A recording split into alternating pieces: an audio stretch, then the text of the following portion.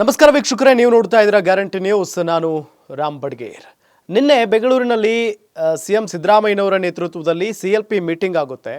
ಆ ಒಂದು ಮೀಟಿಂಗ್ನಲ್ಲಿ ಎಲ್ಲ ಸಚಿವರು ಭಾಗಿಯಾಗ್ತಾರೆ. ಭಾಗಿಯಾಗಿ ಒಂದಿಷ್ಟು ಪಕ್ಷಗಳಲ್ಲಿನ ಸಮಸ್ಯೆಗಳ ಬಗ್ಗೆ ಚರ್ಚೆ ಆಗುತ್ತೆ. ಆ ಒಂದು ಸಭೆಯಲ್ಲಿ ಸ್ವತಃ ಲಕ್ಷ್ಮೀ ಹೆಬ್ಬಾಳ್ಕರ್ ಅವರು ಕೂಡ ಭಾಗಿಯಾಗಿರ್ತಾರೆ. ಭಾಗಿಯಾಗಿ ರಾತ್ರಿ ಬೆಂಗಳೂರಿನಿಂದ ಬೆಳಗಾವಿಗೆ ಹೋಗ್ತಾ ಇರ್ತಾರೆ ಲಕ್ಷ್ಮೀ ಹೆಬ್ಬಾಳ್ಕರ್ ಅವರು. ಆ ಸಂದರ್ಭದಲ್ಲಿ ದಾರಿ ಮಧ್ಯೆ ಆಕ್ಸಿಡೆಂಟ್ ಆಗಿದೆ ಲಕ್ಷ್ಮೀ ಹೆಬ್ಬಾಳ್ಕರ್ ಅವರಿಗೆ. ಹಾಗಾದ್ರೆ ಯಾವ ರೀತಿಯಾಗಾಯಿತು ಅಪಘಾತ, ಯಾವ ಕಾರಣಕ್ಕಾಯಿತು, ಎಲ್ಲಿ ತಪ್ಪಾಯಿತು, ಅದಾದ ನಂತರ ಲಕ್ಷ್ಮೀ ಹೆಬ್ಬಾಳ್ಕರ್ ಅವರಿಗೆ ಏನಾದರೂ ಗಂಭೀರವಾದಂಥ ಗಾಯ ಆಗಿದೆಯಾ? ಅವರ ತಮ್ಮ ಅಂದರೆ MLC ಚಂದ್ರರಾಜ್ ಹಟ್ಟಿಹೊಳಿ ಅವರು ಕೂಡ ಅದೇ ಕಾರಿನಲ್ಲಿದ್ದರು, ಜೊತೆಗೆ ಅವರ ಕಾರ್ ಡ್ರೈವರ್ ಕೂಡ ಇದ್ದರು. ಇವರೆಲ್ಲರೂ ಹೋಗಬೇಕಾದ್ರೆ ಆದಂಥ ಒಂದು ಘಟನೆ ಇದು. ಹಾಗಾದರೆ ಲಕ್ಷ್ಮೀ ಹೆಬ್ಬಾಳ್ಕರ್ ಅವ್ರಿಗೆ ಏನಾಗಿದೆ, ಇದೆಲ್ಲದರ ಬಗ್ಗೆ ಗಮನಿಸ್ತಾ ಹೋಗೋಣ. ವೀಕ್ಷಕರೇ, ನಿಮಗೆಲ್ಲ ಗೊತ್ತಿದೆ, ಲಕ್ಷ್ಮೀ ಹೆಬ್ಬಾಳ್ಕರ್ ಅವರ ಹೆಸರು ಇತ್ತೀಚಿನ ದಿನಗಳಲ್ಲಿ ರಾಜಕೀಯ ವಲಯದಲ್ಲಿ ಸಿಕ್ಕಾಪಟ್ಟೆ ಸಂಚಲನ ಕ್ರಿಯೇಟ್ ಮಾಡ್ತಾ ಇದೆ ಬೇರೆ ಬೇರೆ ವಿಚಾರಗಳಿಗೆ.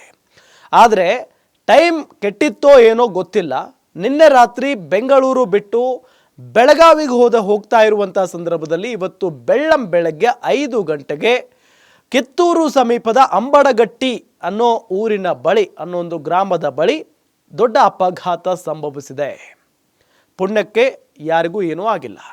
ಆ ಕಾರಿನಲ್ಲಿ ಡ್ರೈವರ್ ಅಂದರೆ ಚಾಲಕ, ಜೊತೆಗೆ ಅವರ ಪಕ್ಕದ ಸೀಟಿನಲ್ಲಿ ಚಂದ್ರರಾಜ್ ಹಟ್ಟಿಹೊಳಿ ಅಂದರೆ ಲಕ್ಷ್ಮೀ ಹೆಬ್ಬಾಳ್ಕರ್ ಅವರ ಸಹೋದರ MLC ಅವರು ಕೂಡ ಕೂತಿರ್ತಾರೆ. ಅವರ ಹಿಂದಿನ ಸೀಟ್ನಲ್ಲಿ ಲಕ್ಷ್ಮೀ ಹೆಬ್ಬಾಳ್ಕರ್ ಅವರು ಕೂತಿರ್ತಾರೆ. ಆಗೇನಾಗುತ್ತೆ, ಆರಾಮಾಗಿ ಹೋಗಬೇಕಾದ್ರೆ ಬೆಳಗಿನ ಜಾವ 5 ಗಂಟೆ ಸುಮಾರಿಗೆ ಒಂದು ನಾಯಿ ಅಡ್ಡ ಬರುತ್ತೆ ಆ ಕಾರಿಗೆ.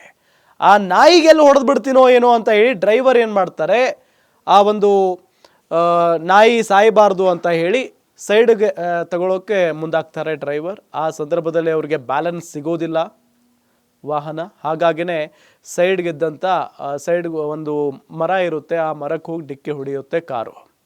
ಅದಾದ ನಂತರ ಲಕ್ಷ್ಮೀ ಹೆಬ್ಬಾಳ್ಕರ್ ಅವ್ರಿಗೆ ಏನಾಗ್ತಾ ಇದೆ, ಎಲ್ಲಿಗೆ ಬಂದ್ವಿ ನಾವು ಅನ್ನೋದು ಏನೂ ಗೊತ್ತಾಗಲ್ಲ. ಅಂದರೆ ಆತಂಕದಲ್ಲಿರ್ತಾರೆ. ಅವರು ಬದುಕಿದ್ದೇ ಹೆಚ್ಚು ಅಂತ ಹೇಳ್ತಾ ಇದ್ದಾರೆ. ಅದರಲ್ಲೂ ಭಾಳ ಪ್ರಮುಖವಾಗಿ ಡ್ರೈವರ್ ಮತ್ತು ಚಂದ್ರರಾಜ್ ಹಟ್ಟಿಹೊಳಿ ಮುಂದೆನೇ ಇರ್ತಾರಲ್ವಾ, ಅವರು ಬದುಕಿದ್ದೇ ಹೆಚ್ಚು ಅಂತ ಹೇಳಲಾಗ್ತಾ ಇದೆ. ಈಗ ಚಂದ್ರರಾಜ್ ಹಟ್ಟಿಹೊಳಿಯವ್ರಿಗೂ ಕೂಡ ಸ್ವಲ್ಪ ಮಟ್ಟಿಗೆ ಗಾಯಗಳಾಗಿದೆ, ಡ್ರೈವರ್ಗೂ ಕೂಡ ಗಾಯ ಆಗಿದೆ, ಜೊತೆಗೆ ಲಕ್ಷ್ಮೀ ಹೆಬ್ಬಾಳ್ಕರ್ ಅವರಿಗೂ ಕೂಡ ಸ್ವಲ್ಪ ಗಾಯ ಆಗಿದೆ ಅನ್ನೋದು ಗೊತ್ತಾಗ್ತಾ ಇರುವಂಥ ವಿಚಾರ. ಇಷ್ಟೆಲ್ಲ ಆಗಿ ಲಕ್ಷ್ಮೀ ಹೆಬ್ಬಾಳ್ಕರ್ ಅವರಿಗೆ ಮುಖಕ್ಕೆ ಸ್ವಲ್ಪ ಗಾಯ ಆಗಿದೆ. ಎಲ್ಲಕ್ಕಿಂತ ಮುಖ್ಯವಾಗಿ L1 L4 ಡ್ಯಾಮೇಜ್ ಆಗಿದೆಯಂತೆ. ಈ L1 ಮತ್ತು L4 ಇದಾವಲ್ಲ, ಅವನ್ನ ಲುಂಬರ್ ಸ್ಪ್ರೈನ್ ಅಂತಾರೆ. ಅದರಲ್ಲಿ L1 L2 L3 L4 ಹಾಗೂ L5 ಅನ್ನ 3 ಜಾಯಿಂಟ್ಸ್ ಇರುತ್ತವೆ ನೋಡಿ. ಈಗ L1 L2 L3 ಮತ್ತು L4 ಹಾಗೂ L5 ಅನ್ನುವಂಥ 3 ಜಾಯಿಂಟ್ಸ್ ಇರುತ್ತವೆ. ಬೆನ್ನಿನ ಭಾಗದಲ್ಲಿ ಬರೋ ಕಶೇರುಕ ಮಣಿ ಅಂತಾರೆ ಅದಕ್ಕೆ. ಈಗ ಈ L1 ಮತ್ತು L4 ಡ್ಯಾಮೇಜ್ ಆಗಿದೆಯಲ್ಲ, ಇವು ಮೂಳೆಯ ಎರಡೂ ಕಡೆ ಸೈಕಲ್ ಚೈನ್ ಲಿಂಕ್ ಇರ್ತಾವಲ್ಲ, ಹಾಗೆ ಇರುತ್ತವೆ, ಲಿಂಕ್ ಇದ್ದೇ ಇರುತ್ತೆ. ಅವುಗಳಲ್ಲಿ ಒಂದಕ್ಕೆ ಒಂದು ಲಿಂಕ್ ಇರುತ್ತೆ.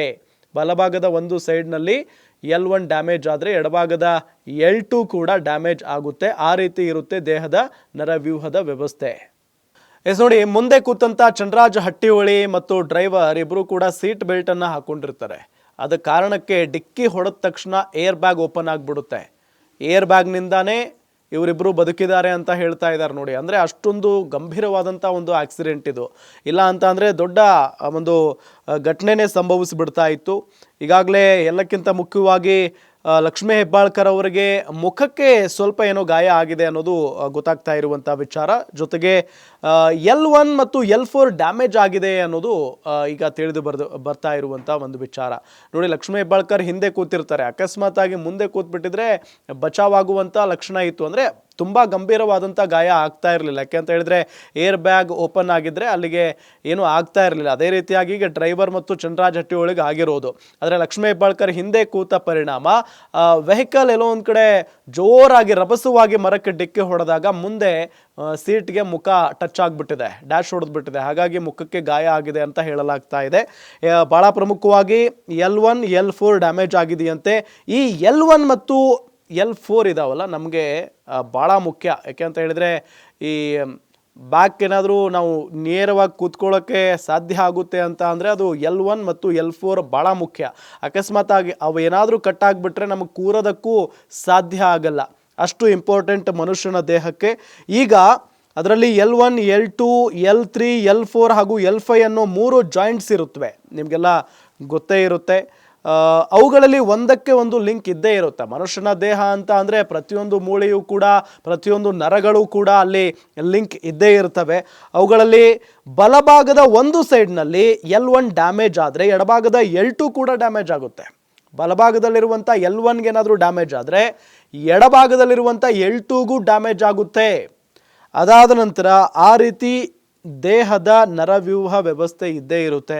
ಹಾಗಾಗಿನೇ ನಮ್ಮ ದೇಹವನ್ನು ಎಷ್ಟು ಚೆನ್ನಾಗಿ ಕಾಪಾಡಿಕೊಂಡ್ರೂ ಕೂಡ ಕಡಿಮೆನೇ.